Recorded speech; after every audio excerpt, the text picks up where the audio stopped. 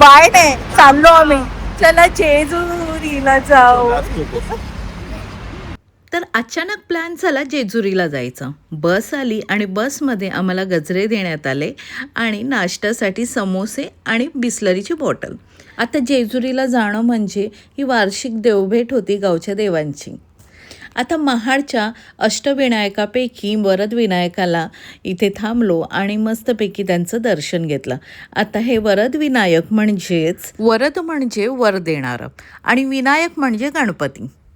आता इथे ना या मंदिरात शूटिंग करणं अलाउड नव्हतं, पण इथे कोणीच नव्हतं, त्यामुळे मी पटकन शूटिंग केलं कारण मग माझ्याबरोबर तुम्हीही याचं दर्शन घेऊ शकाल. मस्त गणपती बाप्पांचं दर्शन झालं अगदी मूर्तीला हात लावून. हे बाजूलाच गावदेवीचं मंदिर होतं आणि मस्तपैकी आम्ही ग्रुप फोटो घेतला, जबरदस्ती सगळ्यांना गोळा करून. इथले ना कांदा भजी फार फेमस आहेत. बाबा कांदा भजी घे ना. अरे घेतोय ना आवरी मम्मा. थोडं पुढे ना भक्तनिवास आहे, तिथे ही गणपतीची बाप्पांची ओरिजिनल मूर्ती आहे असं इकडच्या आम्हाला कार्यकर्त्यांनी सांगितलं. मग काय आम्ही सर्व बायका गावच्या ह्या सगळ्या आमच्या बायका आम्ही जाऊन मस्त दर्शन घेऊन आलो. आणि इथे वाटेत ना मस्त अशी सुंदर अशी विठ्ठल रखुमाईची मूर्तीसुद्धा होती. मग बसमध्ये बसलो आणि बस थांबली तिथे जेवणासाठी, स्नेहभोजनासाठी. आम्ही थांबलोय वनभोजनासाठी, पण वनच नाहीये. कसा आरो भूक लागल्यामुळे जेवणाचं शूट करायचं राहून गेलं आणि थोड्या अंतरावरती आम्ही चहा आणि मस्त उसाचा रस घेतला. आणि जेव्हा जेजुरीमध्ये पोचलो तेव्हा सर्व ठिकाणी असे मस्तपैकी गोंधळ जागरण असं चालू होतं. मस्त जेजुरीच्या वाईब्स अशा जाणवा लागल्या या गडाच्या पायथ्यावरती. थोडंसं फ्रेश झालो आणि मग मस्त अशी भाजी निवडून दिली. आता इथे व्हेज आणि नॉनव्हेज असा दोन्हीही बेत होता. नॉनव्हेजचा व्हिडिओ मी ऑलरेडी छोटासा व्हिडिओ मी टाकलेला आहे, कारण मी मोठं असं जास्त शूट केलं नाही. आणि इथे ना ही गावातली छोटीशी मीटिंग चालू होती. दरवर्षी गावातील कुलदेवतेचे टाक हे खंडोबाच्या म्हणजे जेजुरीला येऊन त्यांची देवभेट अशी घालून दिली जाते, त्यांचा अभिषेक केला जातो आणि पुन्हा कुलदैवत गावात आणलं जातं.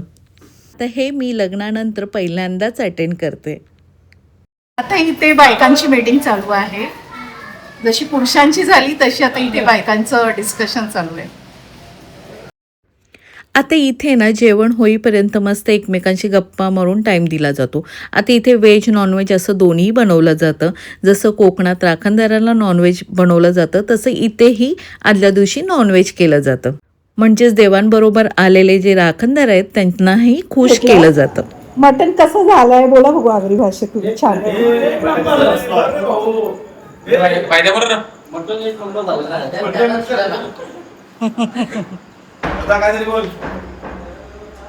जाम भारी झालंय.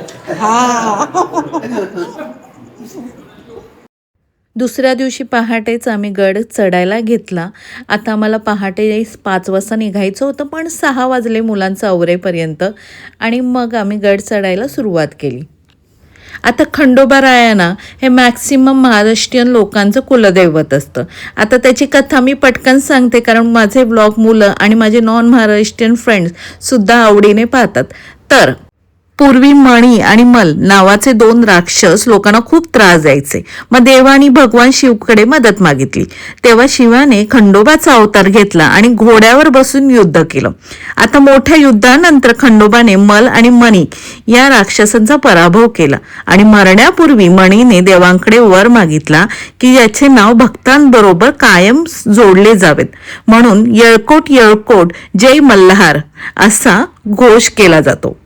आता हे कुलदेवतेचे टाक मंदिरात आणले जातात, पूर्ण गावकरी घेऊन येतात आणि मग त्यांची खंडोबारायांबरोबर देवभेट घातली जाते. आता ही जेजुरी मस्त आमची सोन्याची जेजुरी दिसते की नाही. आता हळद हे ना सोन्याचं आणि समृद्धीचं प्रतीक मानलं जातं, म्हणून खंडोबारायावर उधळलं जातं. आता हळद हे लग्न सोहळ्याची परंपरा असे मानले जाते. तेव्हा खंडोबा आणि म्हाळसादेवींच्या भेटीचा लग्नाचा सोहळा सोमवती अमावस्या असतानाच झाला. त्यावेळेला ह्या भंडाऱ्याची उधळण करून आनंद साजरा केला गेला. त्यामुळे सुद्धा इथे हळद उधळली जाते. म्हणून इथे अमावस्याला खंडोबाचं दर्शन घेणं खूप शुभ मानलं जातं आणि नेमकी आज अमावस्या होती. त्यामुळे मला तर फारच छान वाटलं. तर काहींचं म्हणणं असं आहे की मल आणि मणी या राक्षसाचा जेव्हा पराभव केला आणि जेव्हा खंडोबाराया गडावरती आले तेव्हा त्यांच्या स्वागतासाठी हळद अशी उधळून त्यांचं स्वागत केलं गेलं. म्हणजेच हा असा भंडारा उधळला गेला. त्यामुळे ना भंडारा उधळणं म्हणजेच आनंद, विजय आणि समृद्धीचं प्रतीक मानलं जातं. आता आमच्याबरोबर कुलदेवतांचे टाकसुद्धा देवभेट घेण्यासाठी आम्ही तर दर्शन घेण्यासाठी उत्सुक होतो. मस्त असं खंडोबारायांचं दर्शन घेतलं आणि मग पुढच्या विधीनं सुरुवात केली. तथा च अरिष्ट पीडा अरिष्ट दोष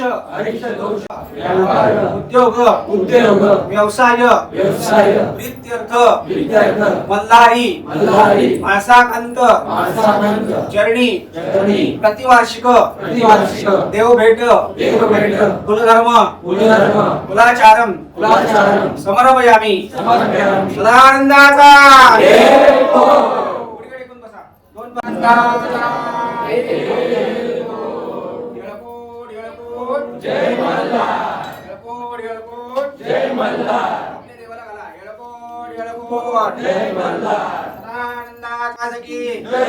जय हातपुडे कराशे मल्हारी माणसाकांता मार्तंड हाताला हातावा मागे तुम्ही दोन थोडे हातपुडे करा बाकीच्यांनी हाताला हातावा मल्हारी माणसाकांता मार्तंड भैरव देवता प्रियो नमः अभिषेक स्नान समर्पयामि सदानंदाचा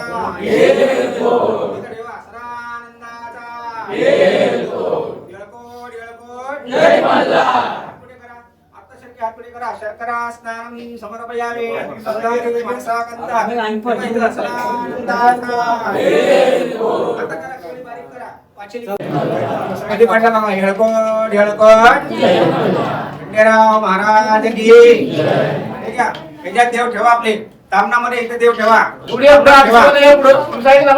ठेवा सगळे हेळकोट खंडेराव महाराज की आता देवाची लिंग चोळा कैलासरणा शिवचंद्र फणीत्र माता गुढीराले कारण्य सिंधू भवरुक्कारे जमीन शंभो मजकोट सदा बरोबर जात संभाळा देवा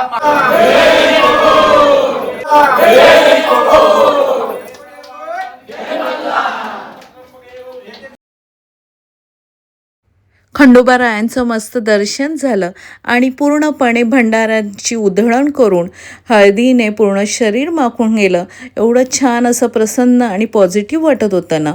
आता हे सगळं दर्शन झालं. मग हे कुलदेवतेचे टाक प्रत्येक गावकरी त्याच्या हातात घेऊन मस्त अशा देवाबरोबर देवाला अशा 5 फेऱ्या मारतो.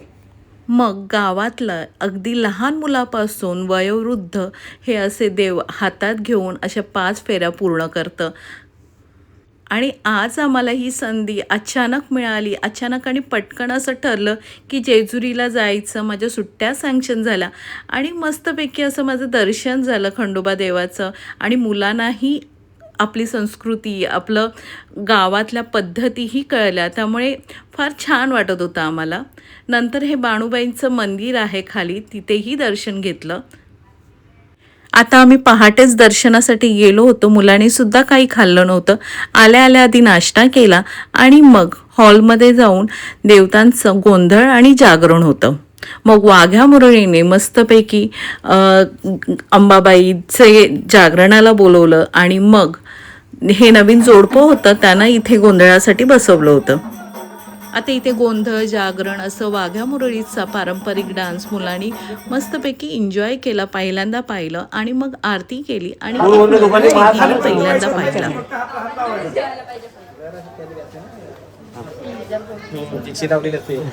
काय पडणार सदानंदाचा ये कोट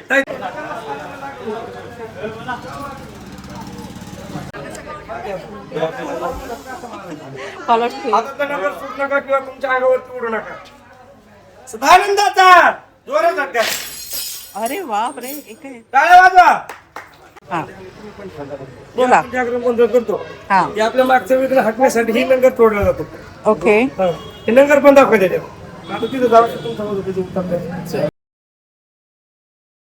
मग देवाला नैवेद्य दाखवून आणि आम्ही सुद्धा ग्रहण करून आम्ही निघालो.